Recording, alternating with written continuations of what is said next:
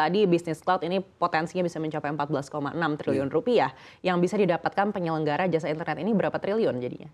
Ya. Jadi kalau dari penyelenggara jasa internet ini kan kami ini kan ibaratnya ya kalau di dunia logistik itu yang sebelumnya mungkin kita sudah sering tahu bahwa kami itu adalah agen logistik. Jadi kita tuh mengantarkan konten dari konten yang ada di cloud provider ke end user seperti itu. Nah, kami sendiri di sini kalau di dunia internet satuan kami itu adalah Mbps. Jadi pada dasarnya adalah para anggota kami itu akan sangat senang semakin banyak bandwidth itu semakin senang kami karena berarti pembelian masyarakat terhadap internet juga semakin tinggi seperti itu. Nah, cloud sendiri dengan anggota kami itu tidak dapat dipisahkan karena apa? Ya semakin konten-konten ini semakin digital, semakin banyak yang beralih ke digital, kami sendiri juga anggota kami juga semakin mendapatkan keuntungan atau benefit dari tadi itu dari bandwidth kemudian dari penetrasi internet. Jadi semakin semua digital berarti semua semakin pengen masuk ke dunia digital, semua pengen internet sehingga internet yang ada di daerah itu juga semakin bagus ininya aksesnya ke internet. Nah, perlu diketahui adalah seperti ini, Mbak. Dunia internet itu berkembangnya itu adalah karena bandwidth yang dibutuhkan itu semakin besar. Karena apa? Semakin besarnya bandwidth, semakin banyak aplikasi yang bisa kita gunakan. Ada beberapa aplikasi yang mungkin zaman dulu tuh nggak pernah terbayang. Contoh seperti misal video. Itu karena keterbatasan lebar pita. Jadi lebar pita yang dibutuhkan oleh internet itu untuk video itu untuk bisa kita nikmati itu paling tidak 512 kbps, itu setengah megabit per second. Nah, dulu itu zaman dulu sekali pada kita awal-awal internet kita menggunakan dial up itu sama sekali tidak bisa diraih kecepatan tersebut atau sangat mahal harganya. Nah, dengan adanya konten-konten yang membutuhkan bandwidth yang tinggi itu otomatis juga industri atau teknologi juga mendukung hal itu. Seperti kita tahu juga misal di dunia seluler dari 3G, 4G, 5G semuanya itu menyangkut lebar pita. Nah, selain itu Selain itu latensi. Nah, apa kaitannya latensi dengan industri cloud ini? Data center, komunikasi data atau latensi itu bisa diraih itu dengan meletakkan sumber data itu ke end usernya. Nah, itu tidak ada obatnya yang paling manjur atau tidak ada cara yang paling sip selain mendekatkan server ke end usernya. Makanya kita lihat perkembangan data center di Indonesia juga cukup masif. Kemudian perkembangan bandwidth di Indonesia Internet Exchange sendiri juga sangat signifikan. Sekarang sudah mencapai 6,8 terabit per second. Nah, itu menunjukkan bahwa komunikasi data itu meningkat cukup pesat di situ. Nah, cloud itu adalah sebuah layanan yang harus ada sebaiknya di infrastruktur data center. Karena apa? Karena semakin kita mengandalkan untuk tadi seperti Pak Semi sampaikan, kita menyimpan data di cloud. Kemudian tadi yang dari Google menyampaikan bahwa kita sudah nggak mau beli hardware karena hardware ini perkembangannya sangat cepat. Kita semua mengandalkan cloud. Seperti kita mau menyimpan foto saja, kita sudah mungkin agak malas ya nyimpan di SSD atau flash disk. Itu kan bisa hilang, didiamkan bisa rusak. Bahkan saya ingat dulu sebelum flash disk kita pakai CD. Nah, CD itu bisa jamuran juga.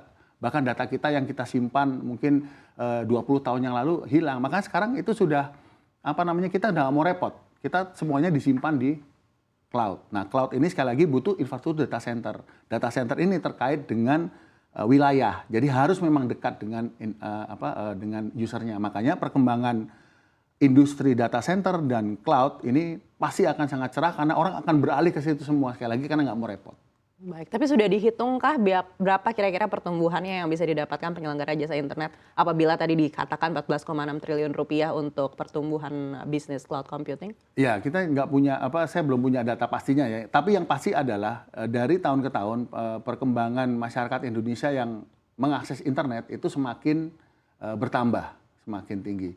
Sekarang aja sudah sekitar 70 sekian persen ya. Masyarakat Indonesia menggunakan internet. Itu pun berdasarkan survei dari Asosiasi Penyelenggara Jasa Internet Indonesia. Nah, tentunya pada saat orang sudah masuk ke internet, dia tuh secara otomatis akan diperkenalkan dengan hal-hal yang terkait dengan yang namanya storage, mungkin penyimpanan, foto dan sebagainya. Karena kita mungkin sharing-sharing dokumen sudah dengan teknologi tersebut. Nah, kalau bicara terkait dengan anggaran seiring dengan membesarnya bisnis cloud computing ini dan tentunya harus selalu dibarengi dengan penyedia atau penyelenggara jasa internet begitu. Apakah dibutuhkan investasi tambahan juga mungkin untuk bisa seiring beriringan menjembatani pertumbuhan bisnis cloud ini ke masyarakat? Iya, pasti. Pasti. Makanya kan seperti kita tahu pemerintah melalui Kominfo ini punya Badan Aksesibilitas Telekomunikasi Indonesia atau Bakti ya, yang tentunya Bakti ini berkolaborasi dengan penyelenggara jasa internet Indonesia untuk melakukan penetrasi. Tadi Pak Semi sudah menyampaikan juga, ya kolaborasi ini salah satunya adalah apabila memang penetrasi itu mau dilakukan dengan menggunakan satelit. Nah, siapa yang mau menginstall di satelitnya itu? Nah, ini sebetulnya itu bisa berkolaborasi juga dengan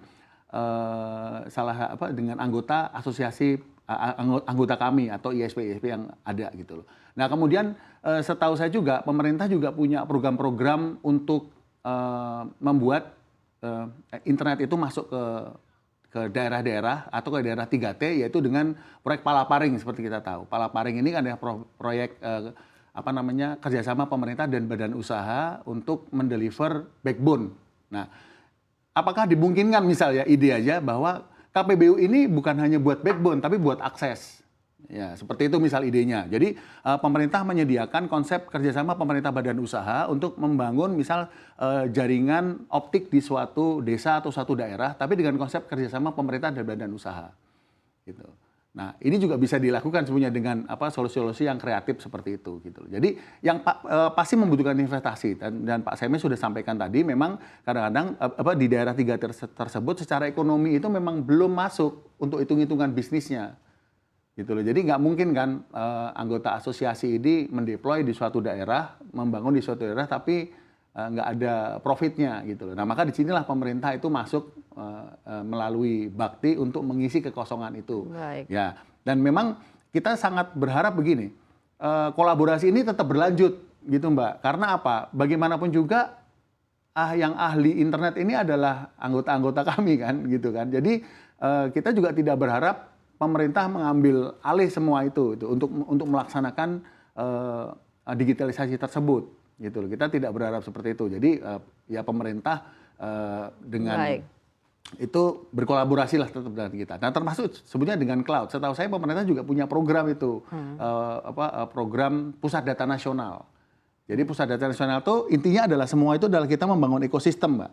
Jadi ekosistem infrastrukturnya berkolaborasi dengan ABJI dan mungkin ekosistem untuk pusat data nasionalnya berkolaborasi dengan para penyedia data center itu. Baik.